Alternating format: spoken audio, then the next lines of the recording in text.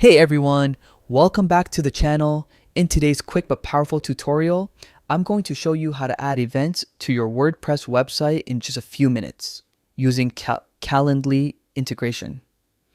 Whether you're running a business, hosting webinars, or managing client appointments, adding an event scheduler makes your site look more professional and keeps your workflow super organized. So stick around till the end, because I'll show you the easiest and most effective way to set it up. All right, let's jump right in. Log into your WordPress account first, head over to wordpress.com and click on the login button at the top right corner of the page. For a faster login, I recommend using the Continue with Google option, but make sure it's the same Google account that's linked to your WordPress site. Once you're in, you'll land on your main dashboard. Open your website editor. From your dashboard, click on Edit Site on the right-hand panel.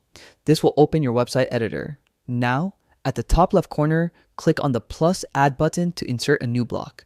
This is where we'll be embedding our event scheduler. Add the Calendly block. In the block search bar, type Calendly, and you'll see the Calendly block appear. Select it. Here's an important note. This feature requires a WordPress Premium plan or higher.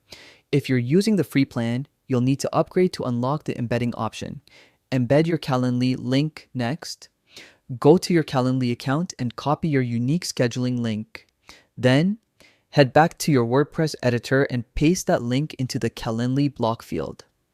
As soon as you do that, your interactive event scheduler will appear right inside your website page or section.